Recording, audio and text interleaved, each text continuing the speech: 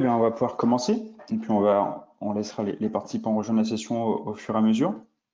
Donc, eh ben, bienvenue dans ce webinaire Matrix 42 autour du Digital Workplace Management, donc littéralement la gestion de l'environnement de travail du collaborateur.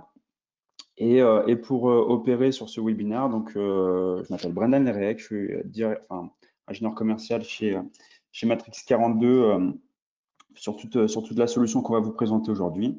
Et je serai accompagné par Sergio Ribeiro, qui est le responsable des avant-ventes Matrix 42 en France et qui œuvrera plutôt sur la partie démonstration. Donc l'idée de ce webinaire, c'est de vous faire une overview complète finalement de comment chez Matrix 42, éditeur logiciel, on va pouvoir adresser tous les sujets du cycle de vie du collaborateur, où à un moment donné, les collaborateurs qui travaillent dans vos entreprises vont avoir besoin de devices, de services, qu'ils soient IT ou métier, d'applicatifs pour être performants dans leur travail au quotidien. Et tout l'objectif de ce webinaire, finalement, c'est de vous montrer comment nous, on va pouvoir accompagner nos clients, comment on va pouvoir vous aider à simplifier au maximum, finalement, cette gestion de l'environnement du collaborateur pour répondre de manière très simple à des sujets complexes, avec une seule plateforme qui va adresser différents sujets. Et vraiment, c'est l'objectif de ce webinaire. La session est enregistrée, donc vous recevrez bien entendu les vidéos suite au webinaire. Le PowerPoint également, je vous le ferai suivre pour tous les participants. Et pour toutes les questions, donc vous avez les micros qui sont fermés. Vous pouvez poser vos questions sur l'interface GoToWebinar. Il y a une section questions. Donc posez vos questions au fil de l'eau. Et puis on va se prendre quelques minutes en fin de session pour y répondre et vous apporter des compléments d'information. Et puis, s'il y a des questions sur lesquelles on n'aurait pas le temps d'y passer, on fera des retours écrits également, sachant que, bien entendu, suite à ce webinaire, on a tout le loisir de rediscuter ensemble par rapport aux différentes réflexions, sujets, projets qui seraient à venir chez vous. Et du coup, on pourra rediscuter tout simplement de ces enjeux. Eh bien, je vous propose qu'on commence. Donc, très simplement, en quelques minutes, je repositionne le débat. Qui on est, ce qu'on fait, Matrix 42, avec qui on va travailler, l'offre produit. Et très rapidement, et l'objectif de cette présentation, c'est de passer un maximum de temps sur le produit, de vous montrer concrètement comment ça se retranspose sur notre plateforme à travers des cas d'usage qui vont forcément vous parler, puisque c'est ce que vous allez rencontrer au quotidien. Et on va vous montrer comment ce qui peut être un écueil aujourd'hui chez vous peut se transformer en force demain, et comment finalement d'une situation où c'est forcément compliqué parce que votre infra, elle grossit, vous avez des sujets toujours plus de rapidité, des collaborateurs à satisfaire. Vous avez aussi des environnements de plus en plus hybrides. Vous avez sûrement des applications legacy, vous avez du cloud, vous avez du on-premise. Et finalement aussi, les devices sont de plus en plus nombreux et hétérogènes avec des OS, des applicatifs complètement différents. Donc, l'objectif, c'est de vous montrer aussi comment on va permettre de normaliser, d'unifier, d'harmoniser et surtout d'industrialiser pour vous détacher finalement de votre run et que vous puissiez derrière vous consacrer sur des tâches à plus forte valeur ajoutée, sur votre cœur métier ou sur des projets plus stratégiques pour l'entreprise. Donc, Matrix 42, qui on est? Éditeur de logiciels. On a une présence globale. On a tout de même un fort ancrage en Europe, puisqu'on est éditeur européen. On est basé, le siège social est basé en Allemagne, à Francfort. Donc, on est naturellement présent et très bien présent sur les territoires germanophones et de plus en plus également sur les territoires latins. Donc, la France, c'est un marché sur lequel on est depuis maintenant 5-6 ans. Et l'Italie, l'Espagne, le Portugal sont aussi des marchés sur lesquels on se développe très bien. Et dernièrement, on se développe également sur la partie nord-américaine, notamment par le rachat d'un éditeur qui passe du coup sous pavillon européen et qui complète notre offre. Et je vais vous l'expliquer un petit peu plus tard comment.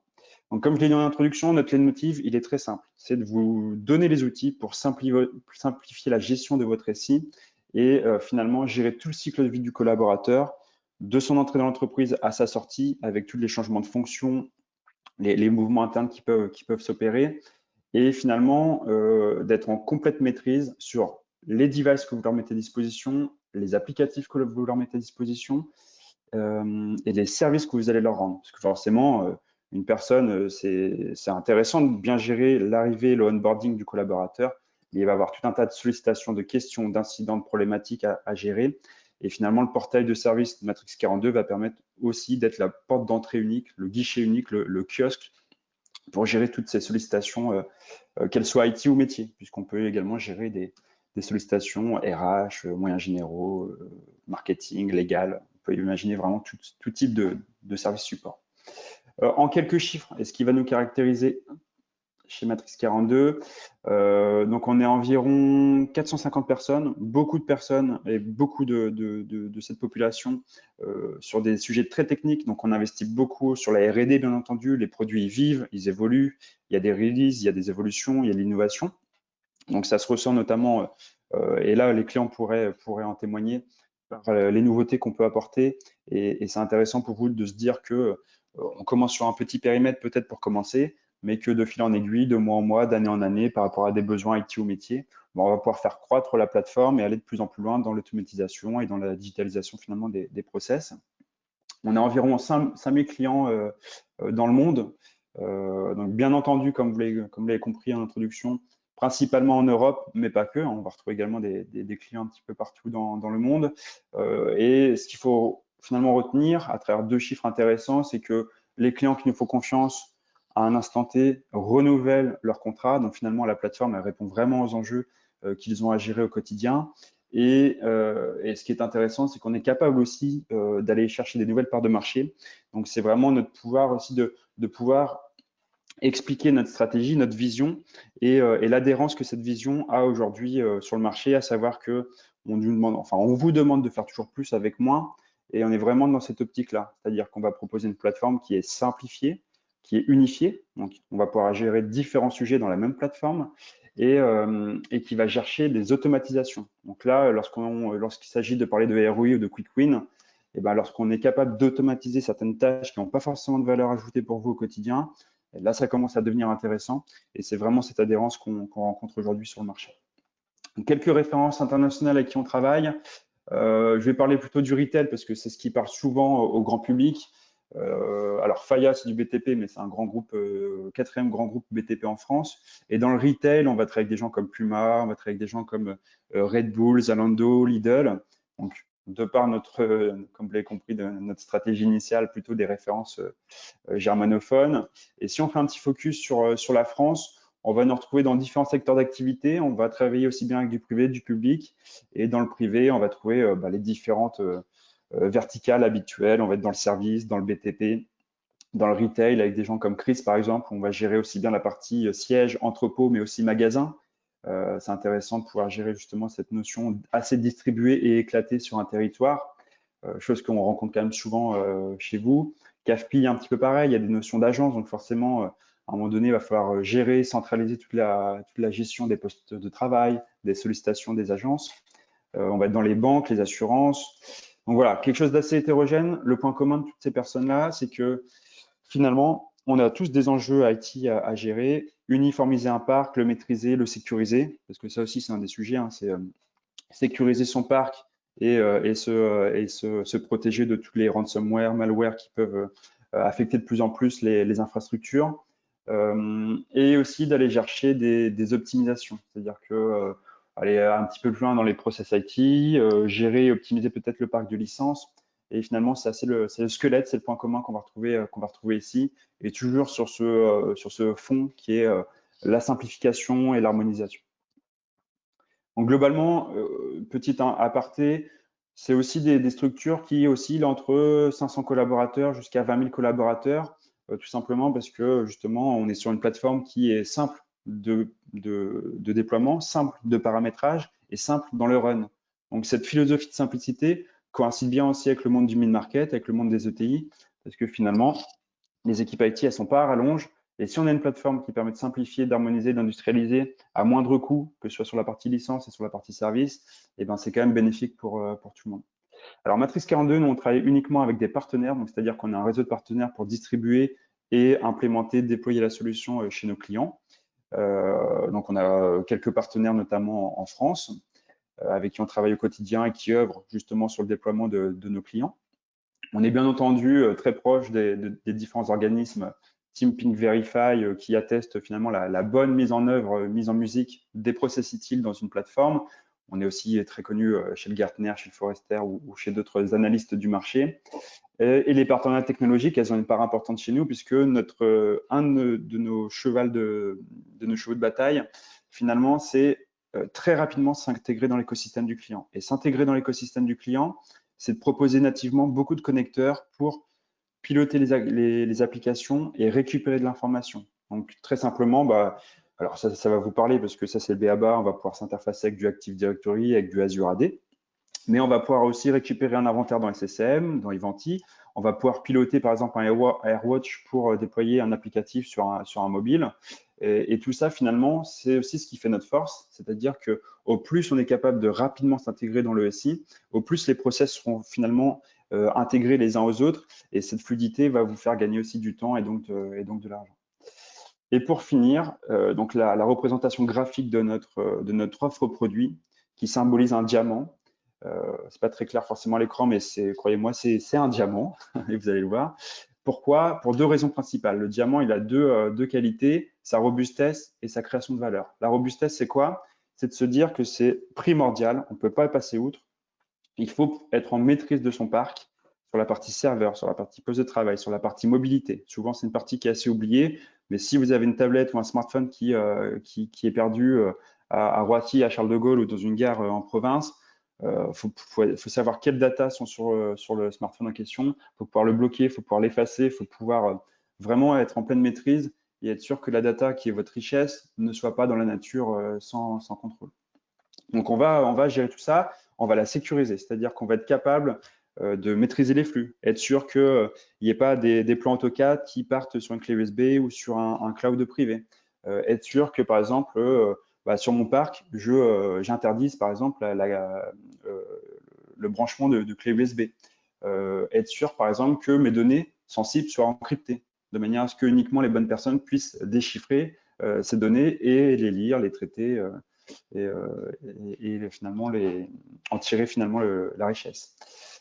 Deuxième grand aspect, c'est la partie USM, c'est l'Enterprise Service Management, c'est l'unification de deux mondes, l'ITSM avec toute la mise en œuvre des process utiles, le portail utilisateur, le catalogue de services, la gestion des licences logicielles, d'un point de vue conformité, mais aussi optimisation financière. Et derrière, on a un socle de base qui s'appelle le Digital Workspace Platform, qui va permettre finalement de soutenir tous ces process avec deux notions très importantes que vous allez retrouver chez nous souvent. La capacité de créer autant de workflows que souhaité, d'amender et de modifier les workflows existants parce qu'on livre aussi du contenu out of the box. Et tout ça dans un mode drag and drop, très visuel, très graphique. Je prends, je glisse, je dépose, je relie mes différentes boxes les unes avec les autres. Donc vos process se retranscrivent dans la plateforme pour orchestrer finalement la manière dont vous allez répondre à un incident, une demande, un problème. Et deuxième grand sujet, c'est le Solution Builder. C'est que tous les écrans qu'on va voir ensemble avec Sergio lors de la démonstration sont amendables. C'est-à-dire qu'on peut rajouter un champ. Ce champ, on va pouvoir dire c'est du texte, c'est la liste déroulante, c'est la case à cocher. On va pouvoir réagencer l'écran. On peut créer de nouveaux écrans. Si vous avez des process un petit peu particuliers, métiers, que vous voulez justement mettre en place dans la plateforme, c'est des choses qui sont complètement possibles. Et du coup, on pourrait très bien décommissionner des vieux formulaires intranet, Lotus Notes et les digitaliser dans la plateforme. Et bien sûr, du SSO, puisque on va vers cette notion de simplicité lorsqu'on évite justement à l'utilisateur de se reconnecter X fois sur X plateforme, c'est quand même tout bénéfique. Et dernière notion, et j'arrête là, la partie base Firescope, qui est un de nos derniers modules, qui est très transverse à tout ce que je viens de dire, à savoir que c'est un module qui cartographie l'infrastructure vos infrastructures, qu'elles soient cloud ou on-premise, de manière à modéliser la manière dont vous soutenez les services que vous délivrez à des utilisateurs ou à des clients. Ça sous-entend quoi? C'est que ça va découvrir votre infra, ça va détecter tous les serveurs, les hyperviseurs, les couches stockage, les couches réseau. Et tous ces éléments-là vont être liés avec des interdépendances pour construire graphiquement la manière dont est soutenu tel ou tel service métier. Derrière, tu as différentes applications sur du diagnostic d'incidents, sur du change management, sur de l'alimentation et de la construction de CNDB, gros sujet. Souvent, une CNDB, elle est à jour à un instant T, mais la difficulté, c'est de la maintenir à jour. Et Firescope a vraiment son utilité là-dedans. Et à ce titre, si vous êtes intéressé, on a un webinaire le 1er octobre de 10h à 11h sur ce sujet spécifiquement. Donc vraiment un sujet à forte valeur ajoutée et qui est très transverse finalement à toute l'offre que je viens de citer. Donc voilà un petit peu pour la partie introduction. Donc ce qu'on va faire maintenant, donc n'hésitez pas à poser vos questions bien entendu. La plateforme elle est disponible soit en on-premise chez vous, soit en mode SaaS sur les infrastructures Azure. Et on est sur un modèle de licensing très simple encore une fois. On est en mode user, c'est-à-dire que la valeur, la richesse qu'on tire de cette plateforme, elle est avant tout pour le collaborateur. Donc on est sur un mode user final et vous pouvez du coup vous connecter en illimité sur les interfaces back-office pour traiter les incidents, les demandes, les problèmes, les changes, les assets, les licences. Et du coup, c'est vraiment, vous pouvez tirer tout le plein potentiel de ce type de plateforme. Donc, on va passer sur la partie démonstration. Je donne la main à Sergio sur la partie écran et à souris. Et normalement, Sergio, ça devrait être bon pour toi.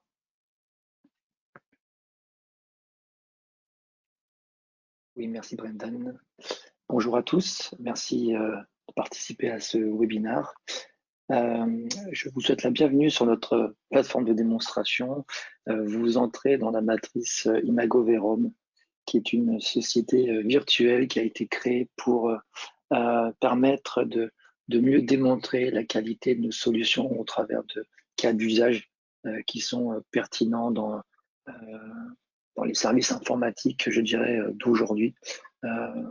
Dans la situation actuelle que nous sommes avec le Covid, mais aussi plus généralement dans l'ensemble des cas d'usage assez habituels de l'ensemble des utilisateurs qui peuvent se trouver dans une société, d'un end-user, c'est-à-dire d'un utilisateur assez classique de l'IT, jusqu'aux utilisateurs justement de ce système d'information, puisque l'idée c'est justement de créer de mettre en place des outils collaboratifs qui permettent à ces personnes de travailler ensemble. Je vais donc, pour démontrer notre solution, utiliser une plateforme donc, de démonstration qu'on appelle Imago Verum. Comme je vous disais, c'est une société virtuelle qui est composée d'utilisateurs qui le sont aussi. Nous avons différents profils qui permettent justement de mieux comprendre les avantages qu'on va apporter à l'ensemble de ces utilisateurs. Et je vais notamment ce matin utiliser deux profils, celui de Vincent Valentine, qui est connecté ici. Vincent fait partie de l'équipe IT et je dirais que c'est l'administrateur Matrice 42. Il va nous amener pas mal d'avantages puisqu'il a l'accès à l'ensemble des fonctionnalités Matrice 42 dans cette société. D'accord? Donc, il aura un rôle un peu multicasquette. Il fera partie du support, il sera un peu manager, il fera partie de l'équipe asset management aussi. Donc voilà, donc ça sera un peu je dirais à lui tout seul, il fera partie de la DSI. Et j'ai sur ma droite la machine d'une utilisatrice de cette société Imago Verum du service marketing. Cette utilisatrice s'appelle Maria Miller et elle va, depuis sa machine, vous voyez ici, qui est assez propre, je dirais, avec très peu d'applications, va solliciter l'ensemble des services que la DSI, mais aussi d'autres départements peuvent lui mettre à disposition. Chez Matrice 42, on aime les choses assez concrètes, donc on va faire la démo qui va être là, va être vraiment en live, c'est pas du tout une vidéo. La machine que vous voyez ici est une VMware qui tourne sur mon Mac et qui a accès à Internet au travers de ce Mac et qui est sous contrôle d'une plateforme Matrice 42 en cloud.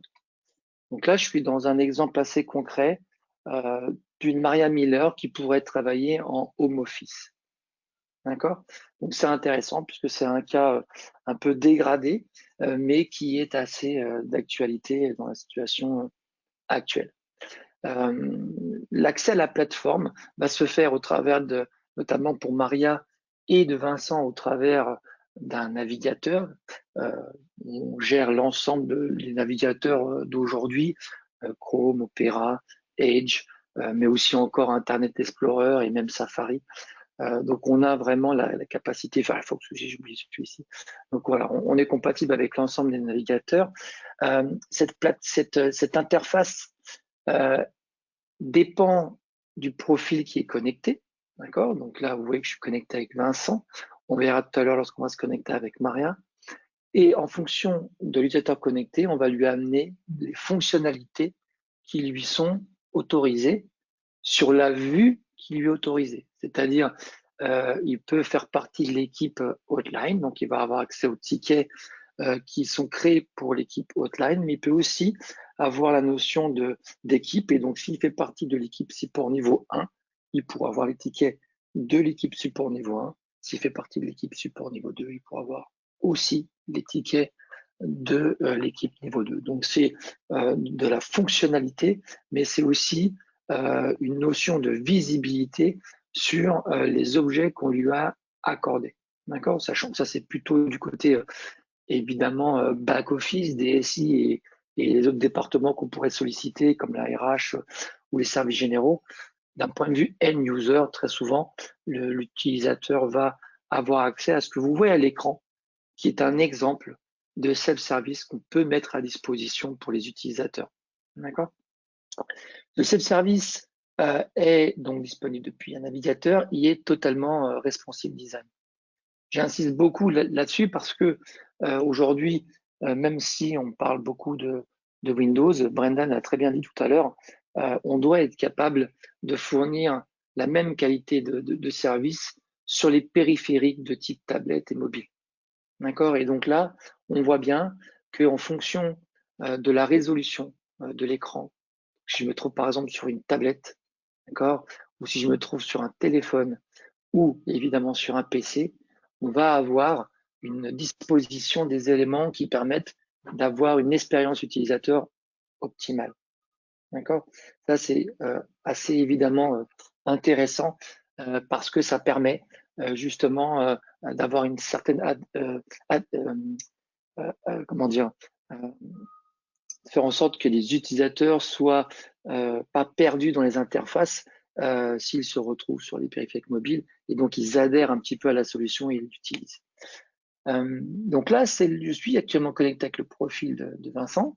Je vais aller sur le profil donc sur la machine de Maria et je vais lancer le navigateur. Et ici, Maria est connectée déjà, évidemment, avec son profil utilisateur. Ici, un profil full Office 365. Donc, on est vraiment connecté directement avec Microsoft 365. Et là, juste en se connectant sur le portail, on va avoir évidemment le SSO qui va se mettre en place pour automatiquement authentifier Maria sur évidemment cette plateforme. D'accord? Donc, comme vous avez pu le voir tout à l'heure sur Vincent, c'est les self-service portail. Globalement, dans une situation assez standard, l'ensemble des utilisateurs ont des self-service qui sont plutôt identiques. D'accord? Par contre, il y a une différence entre Maria et Vincent.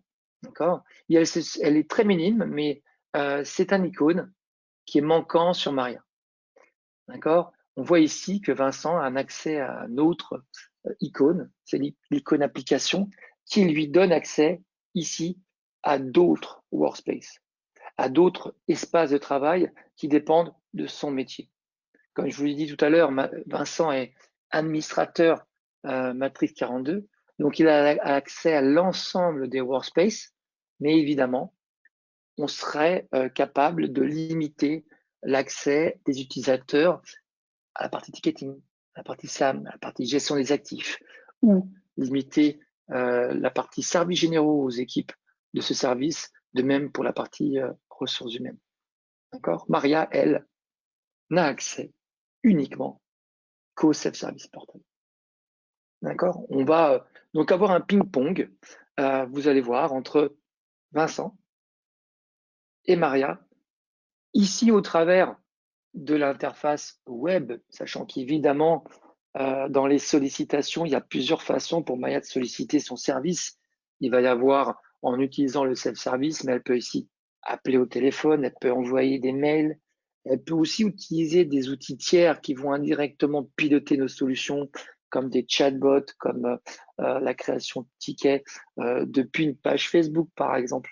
un de mes collègues qui l'a mis en place il n'y a pas longtemps au travers justement du client Messenger qui pourrait aussi créer un ticket si on ne trouve pas de solution à l'utilisateur connecté sur Facebook. Donc, il y a plusieurs façons de solliciter différents départements, mais évidemment, on va ici travailler sur le self-service qui est, je dirais, un petit peu l'objectif que beaucoup de clients veulent atteindre ou veulent améliorer aujourd'hui. Alors, d'un point de vue self-service, donc là, ce que vous voyez, c'est un petit peu une idée du self-service, puisque évidemment, il y a vraiment la possibilité de le designer un petit peu comme vous souhaitez. On a mis ici en évidence un petit peu quelques compteurs qui permettent d'indiquer à Maria un petit peu ce qu'elle a en cours. Donc, actuellement, Maria a 8 tickets en cours quand même, déjà. Elle a 0 commande et 0 approbation et aucune acceptation en attente. D'accord? On verra un petit peu à quoi correspondent justement la notion de commande, d'approbation et d'acceptation. Vous allez voir un peu dans les use cases qui vont être déroulés.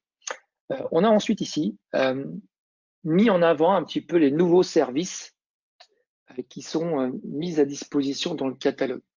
La communication dans un portail est évidemment hyper importante. Dans la plupart des solutions ITSM, l'outil qui va être, on va dire, utilisé de manière principale, c'est la notion de ticketing. C'est le fait de créer un ticket d'incident qui va permettre à l'utilisateur justement de faire une demande et de suivre sa demande. Mais évidemment, le catalogue de services a une importance qui est forte. Et ici, l'intérêt par exemple, de ce petit widget, c'est tout simplement de mettre en avant des services qu'un département aurait mis à disposition pour Maria, puisque Maria n'aura accès qu'aux services sur lesquels l'audience a été placée. C'est-à-dire on est capable de dire que tel service est en audience pour l'équipe marketing, pour l'équipe de Paris, pour l'équipe qui font partie du centre de coûts informatique, etc. Donc, on a la possibilité évidemment de cibler les services pour qu'ils soient disponibles pour les bonnes personnes. Et ici, ce widget permet de mettre un peu en avant tout ça. On voit notamment des petites choses qui sont dans un exemple assez concret dans la situation actuelle. C'est la possibilité de Maria de commander un paquet de masques chirurgicaux ou pourquoi pas du gel hydroalcoolique. D'accord? Mais aussi d'effectuer une demande de service sur son badge d'accès, voire évidemment commander un Mac, une agrafeuse ou même une application, on le verra un petit peu tout à l'heure. On a un système de communication. Pareil, pendant le Covid, il y a eu une grosse nécessité de communiquer avec les utilisateurs. Et c'est le cas ici où Maria, un peu comme pour les services, peut avoir des articles qui lui sont proposés en fonction de son profil. Et donc, Maria peut à n'importe quel moment avoir accès à ces articles, d'accord? Et elle peut évidemment ouvrir ces articles, consulter ces articles. Ces articles peuvent rebondir sur d'autres choses, comme des articles de base de connaissances, etc. Donc, ce qui est évidemment intéressant, c'est vraiment cette capacité qu'on va avoir de pouvoir, entre parenthèses, donner quelques procédures aux utilisateurs pour qu'ils puissent améliorer leur productivité. On a ensuite ici, je dirais, et c'est le plus important dans cette interface finalement, 3 blocs qui permettent à Maria, on va dire, d'interagir avec les différents départements. Le j'ai un problème à déclarer, le j'ai besoin de quelque chose et la consultation des demandes en cours. D'accord? Ce que je vais effectuer ici ou ici va générer des demandes qui pourront être suivies par l'utilisateur directement à ce niveau. D'accord? Ce qui est intéressant, c'est que vous voyez ici, lorsque je clique sur j'ai un problème à déclarer, on va être capable de créer une notion de workflow, de process qui va permettre à l'utilisateur de se retrouver un petit peu dans ses sollicitations. Et là, typiquement, Maria peut solliciter les ressources humaines, les services généraux ou le service informatique. D'accord? Si je sélectionne la partie informatique, je vais avoir des questions qui sont relatives aux problèmes techniques informatiques et ça sera de même pour la partie RH. D'accord? Donc ici, évidemment, par exemple, on n'aura que des catégories IT alors qu'on aurait des catégories RH. Je vais faire assez vite sur la partie ticketing parce que ce webinaire est une overview, mais on a pas mal d'avantages sur ce formulaire. Alors, premièrement, il est totalement modifiable. Comme vous dit tout à l'heure, Brendan, on peut le complexifier ou même le simplifier si vous le trouvez déjà complexe. L'idée étant de faciliter la création du ticket pour Maria. Donc, par exemple, ici, elle va avoir la capacité très facilement de créer un ticket, par exemple, sur un problème de connexion Wi-Fi. Et donc, juste en sélectionnant le modèle, vous voyez que tout est pré-rempli et elle peut directement créer le ticket. Donc, quasiment sans saisie. Donc, la catégorie a été placée, tout a été paramétré et là, le ticket 248 vient d'être créé et elle peut à n'importe quel moment, recommenter le ticket si c'est nécessaire. D'accord? Donc, ce ticket pourra être ensuite suivi par Maria directement depuis son interface, ici. D'accord? Pourquoi pas directement depuis la section, voilà, c'est celle-ci, consulter les demandes, où là, elle va pouvoir évidemment suivre le ticket qu'elle vient de créer. Et encore une fois, elle aura l'état un petit peu de ce qui se passe sur son ticket. Elle reçoit évidemment des emails. L'email fait partie évidemment des notifications importantes. Elle sera notifiée à la création, notifiée quand il y aura des avancements sur le ticket, évidemment notifiée à la fin, à la fermeture du ticket. Si je reviens un petit peu donc sur les problèmes que l'utilisateur peut déclarer, on va avoir déjà aussi la capacité de permettre une certaine proactivité sur la résolution de Maria. Maria a accès à des articles de base de connaissances qui, tout comme les services et tout comme les annonces, peuvent cibler des utilisateurs. Donc, ces articles sont triés sous forme de catégories. Donc, vous voyez qu'ici, on peut avoir par exemple la catégorie ressources humaines. Donc, j'ai créé des articles avec du texte latin, d'accord, histoire d'avoir un peu de contenu, mais on voit que, en effet, Maria peut rechercher dans la base de connaissances et peut avoir accès à cette fameuse base de connaissances qui, d'ailleurs, peut avoir une certaine intégration avec des outils externes. Si vous avez déjà une base de connaissances présente, on peut, par exemple, tout simplement utiliser notre KB pour rebondir sur une KB déjà existante. Alors, pourquoi utiliser la nôtre? Même si c'est pour rebondir, c'est tout simplement parce que lorsque Maria va être sur le ticket, certains mots-clés vont pouvoir permettre, lorsqu'elle va déclarer son incident, vont permettre d'afficher ces articles de base de connaissances de manière pertinente lors de la création du ticket. D'accord? Donc, même si vous avez déjà une base de connaissances active, l'intérêt de fusionner les deux et les synchroniser même évidemment, c'est de pouvoir faire en sorte que lorsque l'utilisateur va créer un ticket, on va lui proposer à ce moment-là les articles pertinents. D'accord?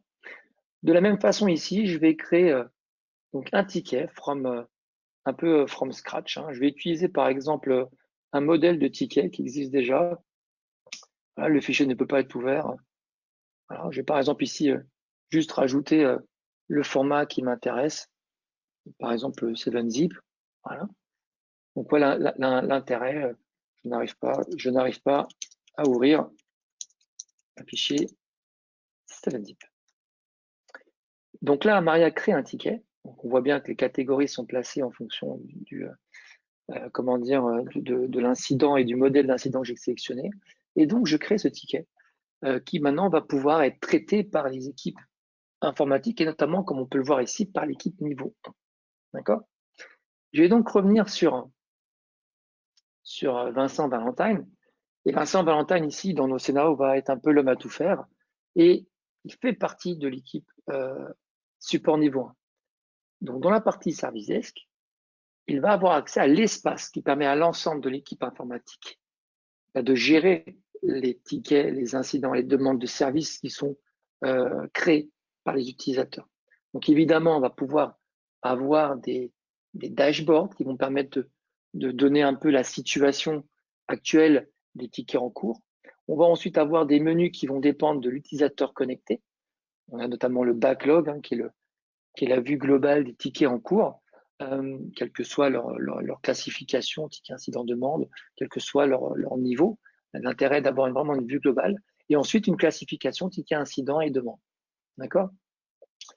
Si je clique sur ticket, je vois justement le ticket de Maria. D'accord?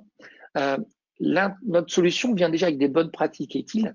Et l'idée, c'est que puisque Maria a créé un ticket, l'intérêt, c'est de pouvoir ensuite classifier ce ticket correctement en incident ou en demande afin que les SLA et les équipes qui peuvent traiter cette demande soient correctement affectées. D'accord? Et donc ici, on voit que sur les 2 tickets que j'ai créés par Maria, il n'y en a qu'un seul. Pourquoi? Parce que le ticket Wi-Fi a été considéré immédiatement comme un incident par rapport à la qualification du modèle, d'accord, du ticket. Donc l'intérêt, c'est que lorsqu'on utilise un modèle, on peut automatiquement l'affecter en demande de service ou en incident pour éviter d'avoir besoin de qualifier le ticket. Par contre, ce n'est pas le cas pour 7zip. Et dans mon exemple, vous allez vite comprendre pourquoi. Ce ticket peut être un incident ou une demande. Ça peut être un incident si Maria a déjà 7zip, et si elle n'arrive pas à ouvrir un fichier 7zip, c'est en effet un incident. Ou ça peut être une demande de service si Maria n'a pas encore 7zip. D'accord? Donc son besoin à elle, elle le déclare comme étant un incident parce qu'elle ne peut pas ouvrir un fichier 7zip, mais évidemment, d'un point de vue utile, entre parenthèses, ça peut être un incident ou en une demande. Et ce qui va être intéressant, c'est que depuis le ticket, on va donc avoir accès à la machine de Maria, à l'inventaire de Maria, de la machine de Maria, pardon. D'accord? Et donc ici, je vais pouvoir aller vérifier si Maria a la 7zip ou non d'installer sur le poste de travail. Si Maria a 7zip, je déclare ça en incident. Si ce n'est pas le cas, on demande de service. On voit le bouton transformer. Je vais considérer ici que Maria n'a pas 7zip. Donc, je classe ce ticket en demande de service. Et entre parenthèses, ce ticket maintenant devra être traité par les personnes en charge de ce type de demande. On voit que le ticket a changé, il n'est plus au niveau 1. Il est passé à l'équipe de gestion des demandes de service, dont fait partie Vincent aussi, afin de pouvoir traiter ce ticket qui maintenant est considéré comme une demande de service. Pour vous montrer l'avantage de notre solution, je vais continuer sur ce scénario et vous allez vite voir que finalement, à partir du moment où on sait que ce ticket est une demande d'installation au 7zip, on va avoir des actions possibles sur le ticket. D'accord? On voit aussi le temps, d'ailleurs, que Vincent a déjà passé sur le ticket, 55 secondes. Pourquoi? Parce qu'on a un outil qui traque le temps passé sur le ticket lorsqu'on clique sur le ticket. Donc, automatiquement, le temps est indexé. Et ici, il y a quelque chose de très intéressant, c'est que je vais être capable d'ajouter un service à Maria, et notamment le service 7zip. C'est-à-dire que les personnes en charge, entre parenthèses, de ce type de demande peuvent affecter le service 7zip à la machine de Maria. D'accord? L'intérêt ici, c'est que je vais pouvoir demander à mettre le ticket en pause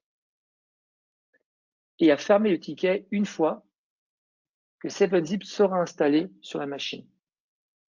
Et là où je pense que c'est quelque chose qui est quand même assez rare, ce qui va se passer, donc le ticket est bien passé en pause, on peut le voir ici, d'accord? Et du coup, sur la machine de Maria, ici, qui n'a actuellement pas encore 7zip, notre agent UIM, qui est ici la seule chose qui est globalement installée sur cette machine avec le navigateur Microsoft Edge, va en fait installer 7zip de manière automatique. D'accord? Alors, Maria a créé un ticket pour ça, parce que c'est un peu la vraie vie.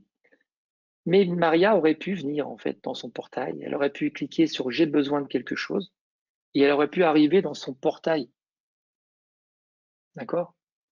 Dans son portail de service, dans son catalogue de services, IT mais aussi non IT. Elle aurait pu aller dans informatique, dans logiciel, et elle aurait pu faire ses courses par exemple pour demander Notepad. Donc elle ajoute au panier un petit peu comme tous les utilisateurs font aujourd'hui. Elle aurait pu ajouter d'autres navigateurs comme par exemple Firefox. Et je fais exprès de prendre des choses gratuites, vous allez le comprendre un peu tout à l'heure. Et ici, automatiquement VLC. Voilà. Elle passe commande. Et donc là, ce qui se passe, c'est que puisque j'ai considéré que c'était des outils gratuits et qu'il n'y avait pas de nécessité d'approbation, sa demande est passée automatiquement en livraison. Et donc là, il y aura 4 applications qui vont être installées. 3 par Maria grâce à son catalogue de services et 7zip au travers du ticket que Maria a ouvert ici. Et on voit d'ailleurs sa commande qui est liée à son ticket, ainsi que sa nouvelle commande sur VLC. D'accord? Il y a n'importe quel moment, évidemment, elle peut suivre l'état. Donc là, dans les 5 minutes, il va y avoir installation de ces 4 applications. Je vais aller encore un peu plus loin sur la partie catalogue de services. Ce catalogue de services, évidemment, permet à Maria d'effectuer des demandes de type logiciel, évidemment matériel aussi, configurations qui dépendent du profil de Maria. Ces configurations matérielles peuvent être sous forme de bundle. Par exemple, si je prends un ThinkPad X1 Yoga, je peux très bien avoir des options possibles, comme le clavier souris par exemple, d'accord, ou des options obligatoires et non pas optionnelles, comme par exemple un forfait. Alors, je ne crois pas que je l'ai mis, j'ai peut-être mis en option. Voilà, je l'ai mis en option, mais cette fois-ci coché par défaut. Et on pourrait aussi avoir une obligation de forcer un petit peu, comment dire, le bundle à avoir certaines options. Donc, elle peut commander du matériel. Donc là, on est évidemment dans un catalogue de services typiquement IT, mais elle pourrait aller jusqu'à commander des fournitures, d'accord? Alors de bureau, mais aussi, encore une fois, des choses d'actualité comme du gel. Et aussi, pourquoi pas, des machines à café, demander une place de parking visiteur, hein, dans laquelle évidemment je vais poser des questions sur le visiteur afin de pouvoir réellement faire le booking avec évidemment pour la date demandée, voire même informer les 2 utilisateurs quand la réservation a été effectuée, etc., etc. Voire pourquoi pas sur un badge pour une perte ou une demande d'un nouveau badge. D'accord? Donc un catalogue de services assez puissant qui va avoir la notion d'approbation. Et d'ailleurs, si Maria demande, par exemple, un client VPN, voilà, qu'elle va faire cette demande, un peu comme elle l'a fait tout à l'heure, donc une troisième demande, elle passe commande, et là, cette fois-ci, pour montrer un peu la puissance du catalogue, on est bloqué en accord, et donc, encore une fois, là, je vais me mettre un petit peu dans la peau du manager de Maria, qui pourrait recevoir la demande d'approbation de Cisco AnyConnect de Maria, et donc qui pourrait à ce moment-là la valider complètement, partiellement en fonction de sa commande, voire la refuser si évidemment c'est nécessaire. D'accord? Donc là, je refuse la demande de Maria. Voilà. Et donc, elle sait que sa demande a été refusée et elle peut évidemment être informée. On voit le petit icône qui est apparu. On a vu brièvement. J'ai demandé à ce que les distributions affichent entre parenthèses des notifications. Et donc là, on voit l'installation des 4 applications qui vient au travers de notre plateforme UIM. D'accord? On voit l'ensemble, c'est les 4 applications qui ont été installées d'un coup, Mozilla Notepad VLC au travers de la demande directe de Maria et le 7zip qui a été demandé au travers du ticket. Et donc, lorsqu'il va y avoir installation de 7zip, eh ben, ça va fermer automatiquement le ticket, ici, qui est dans les demandes de service et qui est actuellement en pause. D'accord? Je vais aller rapidement vers un autre use case en attendant les installations, pour vous montrer évidemment notre capacité aussi d'intégration. On va être capable, par exemple, de créer un ticket entrant. D'accord? Donc là, je suis dans la peau de quelqu'un qui reçoit un appel entrant et qui traite la demande sous forme de ticket. Là, je vais par exemple me mettre avec l'utilisateur Maria et on voit qu'actuellement, Maria a un niveau de SLA niveau bronze. Si je sélectionne Rainer, qui est le CEO de la société, automatiquement, je passe en gold. On a évidemment la notion de SLA qui va dépendre de plusieurs critères. Ça peut être un site, une machine, un utilisateur, un métier, un rôle. Et évidemment, automatiquement, ce niveau d'SLA va changer le temps de résolution et d'affectation et de solution sur le ticket. D'accord? Là, très rapidement, je peux pour NR utiliser un modèle un appel rapide compte bloqué. Et donc là, je peux lui créer un ticket pour son compte Active Directory qui est bloqué. Et finalement, en quelques clics, on voit le temps qui tourne, vous voyez, sur le ticket, je peux en fait automatiquement lui déverrouiller son compte Active Directory. Bon, là, je n'ai pas donné les droits, c'est un mauvais exemple, mais j'aurais pu avoir la possibilité de déverrouiller le compte Active Directory directement depuis cette interface. Donc, sans la nécessité de transférer le ticket à une autre personne, à un autre service qui, lui, serait allé directement dans Active Directory pour déverrouiller le compte. Je peux le faire directement au travers de cette interface grâce à des actions qui sont ici fournies. C'est des actions par défaut, mais évidemment, on peut en supprimer comme on peut aussi en rajouter si on doit faire la même chose pour SAP ou pour Office 365 ou pour n'importe quelle autre plateforme sur laquelle on aurait besoin d'interagir depuis un ticket. D'accord? Pour avancer un petit peu, parce que le temps passe vite et qu'il me reste maintenant plus qu'une dizaine de minutes, je vais avoir ici un ensemble de workspace.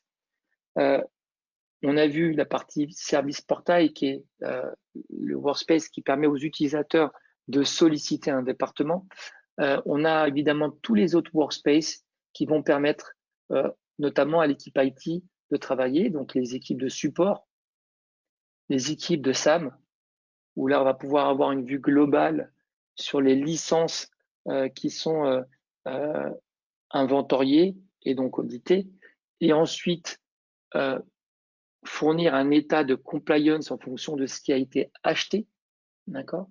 Donc là, typiquement, si je veux savoir quelle est la machine qui contient le fameux Windows Data Center ici, d'accord? On va avoir la possibilité de l'affecter. On voit ici qu'il y a 16 licences qui sont demandées, alors qu'il n'y a qu'une seule machine, tout simplement parce que je suis en mode processeur. D'accord? Et donc, j'ai ici 16 cœurs. Donc, du SAM, on va avoir la possibilité de faire la gestion des actifs, où là, évidemment, je vais pouvoir aller gérer des stocks de périphériques. D'accord? Je vais pouvoir gérer tout ce qui est PC, laptop, mobile. Donc là, par exemple, je sais qu'actuellement, j'ai 43 périphériques actifs. Je pourrais trier par modèle si je le souhaite afin de pouvoir avoir une vue globale sur les périphériques. Par exemple, statut et pourquoi pas modèle. Donc, je sais que sur les 43 actifs, j'ai actuellement 9 yoga. D'accord? On voit ici les utilisateurs auxquels ils sont affectés. On pourrait aussi d'ailleurs se rendre compte très facilement par un indicateur qu'il y a un souci sur cette machine puisque la machine SMA client n'a pas d'utilisateur affecté alors qu'elle est active, alors que les machines en stock, vous voyez, ne génèrent pas cette erreur. Erreur qu'on peut aussi filtrer automatiquement par un sous-menu qui nous donne toutes les machines qui actuellement n'ont pas d'utilisateur principal d'affecté. Donc on peut gérer évidemment l'ensemble de ces périphériques. On peut même retrouver très rapidement la machine de Maria, qui, elle, est affectée, donc n'est pas dans ce filtre-là. Voilà, Maria. Donc, détails sur la machine. On peut rentrer évidemment automatiquement sur la fiche technique de la machine pour avoir les données techniques, mais aussi les données administratives. D'accord? On pourrait savoir le contrat, le fournisseur, on pourrait savoir les licences qui sont actuellement affectées sur cette machine, on le voit ici d'ailleurs, et aussi tous les tickets qui ont été ouverts sur cette machine grâce à Maria, je dirais. Donc on voit ici typiquement tous les tickets, notamment les derniers tickets qu'on vient d'ouvrir. Donc on peut gérer évidemment tous les périphériques de type imprimante, moniteur, vidéoprojecteur, les cartes SIM, tout ce qui est réseau évidemment, sachant qu'on peut évidemment fournir la vue réseau uniquement aux gens du réseau. Et pourquoi pas n'importe quel autre type de périphérique. Vous voyez ici des véhicules, des machines à café, et pourquoi pas même des badges. D'accord? Et ce qui est intéressant, c'est que toute cette gestion d'actifs va bénéficier à l'utilisateur, puisque Maria peut avoir sa vue dans son environnement de travail, elle sait qu'actuellement, elle a une voiture, un écran, un badge et sa machine virtuelle. Et nouvellement, 7zip, le VPN, alors ça c'est l'accès, c'est pas le client. Elle a l'accès au service VPN, mais elle n'a pas le client VPN. Et elle a aussi accès au GoToMeeting, d'accord. Et d'ailleurs, elle devrait avoir d'autres services, puisque par défaut, je ne les affiche pas tous. Elle aurait dû avoir, c'est peut-être parce que j'ai pas demandé à les lister. On peut décider quels sont les services qu'on liste. Et j'ai probablement pas sélectionné les nouvelles applications VLC, Notepad et Mozilla comme étant des services à lister, mais ils ont bien été installés, d'accord, comme on peut le voir ici. Et donc maintenant, si tout se passe bien, du côté service desk, le ticket qui était en pause est maintenant fermé parce qu'il y a eu installation du service. D'accord? Et on voit le temps passé au total sur ce ticket qui est 2 minutes. Donc, une gestion d'actifs, évidemment, avec des dashboards qui vous permettent d'avoir une vue globale. Et on a aussi, puisque je vais terminer là-dessus, la notion de UEM. On est actuellement la seule plateforme, même si peut-être d'autres en parlent, mais on est aussi aujourd'hui la seule plateforme à proposer ce que vous voyez ici à l'écran. Portail, catalogue de services, service desk, SAM, gestion des actifs, gestion des contrats, la sollicitation d'autres départements tels que les services généraux et ressources humaines, mais aussi le Secure Unified Endpoint Management. C'est-à-dire que ici, j'ai la capacité de fournir une plateforme qui va permettre aux administrateurs bureautiques, par exemple, de cibler des télédistributions directement depuis ce workspace. Je vais donc pouvoir ici, par exemple, déployer et savoir ce qui a été déployé cette semaine en termes de télédistribution. D'accord? Je vais, par exemple, pouvoir créer un déploiement, non pas sous forme de service management, mais par exemple, sous forme de master. Tiens, je dois déployer une nouvelle application. Et à n'importe quel moment, si je dois déployer globalement une nouvelle application sur les postes, je vais pouvoir le faire au travers de notre interface UIM, où je vais pouvoir sélectionner les machines. D'accord? Par exemple, celle de Maria. Ça peut être un filtre, hein, ça peut être par exemple toutes les machines de tel site ou toutes les machines qui n'ont pas Chrome, par exemple. Je vais pouvoir sélectionner l'objet qui m'intéresse ou les objets qui m'intéressent, puisque je peux en sélectionner plusieurs. Donc, je vais par exemple chercher mon package Chrome.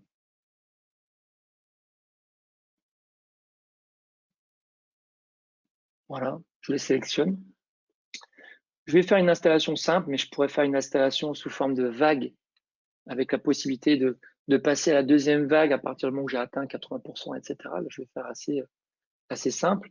Donc, je viens de créer une règle, d'accord, qui va forcer l'installation de Chrome sur la machine. Et donc, ce qu'on va voir ici, c'est qu'actuellement, j'ai pas Chrome. Là, je vais forcer un petit peu les mises à jour, l'update un petit peu de cette demande pour éviter d'attendre les 5 minutes.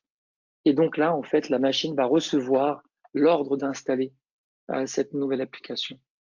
Donc, on a vraiment une offre, une seule interface fonctionnant sous forme de workspace qui était capable, entre parenthèses, de permettre aux administrateurs des machines de déployer des applications si nécessaire en fonction de certains critères qui peuvent être le domaine, les NOU, ou pourquoi pas la non-présence d'une application sur la machine.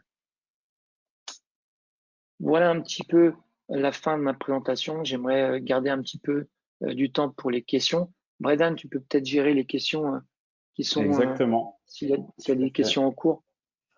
Parfait. Merci Sergio pour la présentation.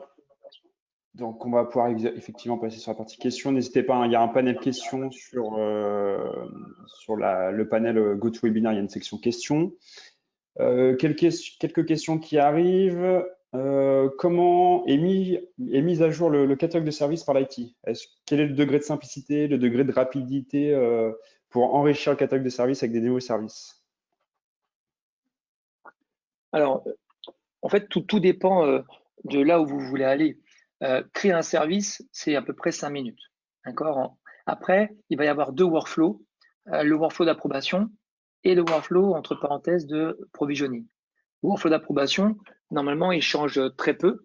C'est-à-dire qu'au bout d'un moment, lorsque vous allez avoir l'ensemble de workflow d'approbation, on n'a plus qu'à sélectionner le workflow qui vous intéresse, c'est-à-dire une approbation manager plus 1 et pourquoi pas le manager du département dans lequel se trouve Maria et pourquoi pas le département du centre de coût de Maria. Donc, par exemple, là, ça serait une approbation à 3 niveaux. Donc, vous pouvez créer autant de workflow d'approbation que vous souhaitez et ensuite, il n'y a plus qu'à les sélectionner. Donc, ça, normalement, ça n'affecte pas la création d'un service, sachant que le service workflow d'approbation est généralement déjà créé au préalable en fonction des besoins. Le deuxième workflow, c'est le workflow de qu'est-ce qu'on va réaliser lorsque, entre parenthèses, la demande a été autorisée par les managers. Et donc là, à ce moment-là, tout dépend un petit peu de où vous voulez aller. Si vous voulez juste créer des tâches ou des tickets de demande de service, ça c'est en effet 5 minutes. C'est-à-dire que je crée le ticket, il a approuvé, ça crée. Pardon, je demande le service, il a approuvé, je crée un ticket et là on le suit sous forme de ticket, on peut le transférer, etc. Alors là, c'est 5 minutes, d'accord. Pareil pour les tâches. Après, si vous voulez aller, par exemple, envoyer un email avec des détails qui sont posés dès le départ lors du service à un fournisseur ou aller piloter la création d'un compte Active Directory ou Office 365 ou d'aller piloter SAP, là, on va avoir un workflow qui peut être un peu plus complexe, mais qui, entre parenthèses, va automatiser certaines choses. Et donc, le temps qu'on va y passer sur ce service, on va le récupérer au fur et à mesure, évidemment, des demandes. Donc, il n'y a pas vraiment de réponse. Ça peut être 5 minutes, comme ça peut être parfois une semaine de travail, si c'est complexe, d'aller, je ne sais pas, trouver le web service qui va nous permettre de contacter telle ou telle application. Par contre, la chose intéressante, c'est que je pars toujours du principe que même si dès le départ, on modélise les services et qu'on fait des services simples, c'est-à-dire sous forme de tickets ou de tâches, c'est toujours un départ. Un exemple très concret, si demain, je voulais créer un compte Active Directory et que j'ai pas tout de suite les possibilités de savoir comment le créer parce que je connais pas les OU, etc. Je peux toutefois créer le service, créer un compte Active Directory. Et même si, entre parenthèses, ça me crée qu'une tâche qui demande à un collègue de le faire encore manuellement, n'empêche que j'ai modélisé ce service et qu'il est dans le catalogue et que je peux donc suivre un petit peu le cycle de vie et savoir quand le compte a été créé. D'accord? Et donc, il y a quand même un intérêt jusqu'après transformer ce service jusqu'à une certaine industrialisation. Donc, encore une fois, ça peut prendre 5 minutes, comme ça peut prendre un peu plus de temps. Pour les services GL, par exemple, et masques, qui créent juste une tâche qui demande à livrer un paquet de masques à tel collaborateur, c'est 5 minutes, par exemple. Ok, parfait, merci Sergio. Les packages se font-ils à partir de la console? Alors effectivement, on a la possibilité de packager directement grâce à un wizard les paquets dans la console, mais un de nos points forts, c'est aussi la capacité finalement de proposer à nos clients une bibliothèque de packages. On a plus de 4000 applications qui sont déjà pré-packagées et testées par nos équipes. Et finalement, cette bibliothèque, vous en héritez. Et derrière, vous pouvez adapter si besoin les packages en rentrant quelques variables qui vous sont propres. Et derrière, ça fluidifie et ça rend plus rapide la capacité à suivre les nouvelles releases des différents produits qui bougent souvent et vous les appropriez et vous les déployez rapidement à travers la console. Donc oui, vous pouvez packager, mais on propose aussi des packages standards prêts à l'emploi. Qu'est-ce qui vous distingue d'un ITSM? Clairement, on a dans nos modules un module d'ITSM. Hein. L'IT Service Management fait partie du cœur de la plateforme. On se distingue, on se définit de plus en plus vers de l'Enterprise Service Management, parce que comme vous l'avez compris, finalement, c'est un portail d'entreprise qui va gérer tout type de sollicitation. L'IT, bien entendu, parce que c'est là où il y a la maturité, les process utiles, mais n'hésitez pas à embarquer les moyens généraux, les RH, pour qu'eux aussi puissent digitaliser là où aujourd'hui il y a des vieux formulaires, du mail, avec de l'absence de workflow, de reporting, de visibilité. Donc, on peut vraiment embarquer tous les services support de l'entreprise et le modèle économique en mode user, justement, vous incite à le faire. C'est-à-dire que vous ayez une personne, 10 personnes, 100, 1000 personnes en back-office pour traiter des tickets, il n'y a pas d'incidence économique sur la redevance Matrix 42. Donc, cette notion de simplicité vous engage aussi à aller sur des sujets d'entreprise et ne pas vous concentrer uniquement sur la partie IT. Et c'est là aussi que vous allez créer de la valeur, parce que vous allez être force de proposition vers les métiers pour les aider à aller un petit peu plus loin dans leur maturité sur leur process. Existe-t-il un module pour importer-exporter? Effectivement, on a une API qui permet soit de consommer un web service d'un outil tiers, et on propose également nos web services qui peuvent être consommés par ailleurs. On peut faire de l'échange de fichiers à plat, à cadence, sur lesquels on va définir. On peut également aller lire dans des bases SQL pour ensuite importer l'information chez nous. Notre modèle de base de données, il est ouvert également, donc on peut s'appuyer. Dans la partie reporting, par exemple, un Power BI peut très bien venir se plugger sur notre schéma pour faire du reporting dans Power BI si c'est l'outil groupe, par exemple. Quelques questions encore, il y en a quelques-unes. SSM, nous avons SSM dans l'entreprise. Quel cas d'usage proposez-vous en standard? Alors, comme on l'a expliqué un petit peu en introduction, SSM, effectivement, qui est très répandu au niveau des entreprises. On va pouvoir à minima remonter l'inventaire, alors que ce soit SSM ou que vous ayez Ivanti, que vous ayez du Case, tout ça, c'est finalement, on a des connecteurs standards pour remonter les inventaires. Et comme l'a montré Sergio sur un incident, voir un petit peu la configuration du poste de la personne qui vous appelle ou qui a créé son ticket. Et dans l'autre sens, on va pouvoir piloter les distributions. Donc, soit vous n'êtes pas outillé ou vous cherchez plus d'industrialisation et vous partez sur notre plateforme avec la partie télédistribution, soit nous, on va venir s'appuyer sur du Ivanti, du Case, du SSCM pour justement lancer l'ordre de télédistribution et finalement arriver au résultat final qui est que l'application a bien été déployée sur le poste de la personne ou sur son terminal mobile dans le cadre du MDM. Dernière question, après il y a plus de questions, mais dernière question et on y répondra par email pour le reste. Quid de mes équipes études qui utilisent Jira? Alors effectivement, Jira, c'est quand même très répandu au niveau des équipes de dev et études. Donc là encore, on a un connecteur natif qui permet finalement, Matrix 42, c'est le réceptacle pour tout type de sollicitation. Et dès lors que ça doit débrancher sur une correction de bug ou sur une évolution produit chez vous qui est gérée dans Jira, on a un connecteur bidirectionnel justement qui permet de synchroniser et de déclencher un ticket côté Jira lorsqu'il s'agit d'une évolution ou d'un incident orienté applicatif et de synchroniser en bout de chaîne lorsque le ticket est résolu dans Jira, le clôturer dans Matrix 42 et informer l'utilisateur de la bonne prise en compte et de la release à venir pour corriger ou apporter l'évolution souhaitée. Voilà pour le webinaire du jour. On est très enchanté de votre présence. N'hésitez pas à poser vos questions post-webinaire si vous en avez d'autres. De toute manière, on vous recontactera pour débriefer à froid du webinaire et des éventuels enjeux que vous avez à gérer de votre côté. La vidéo, le PowerPoint vont vous être envoyés dans la journée. Et sinon, n'oubliez pas, on a tout un tas de webinaires, bien entendu, en tant qu'éditeur qu'on anime régulièrement. Le prochain, notamment sur la partie Firescope avec cartographie des interdépendances de votre infrastructure pour comprendre comment les services sont délivrés. Donc, c'est le 1er octobre à 10h, n'hésitez pas à vous inscrire.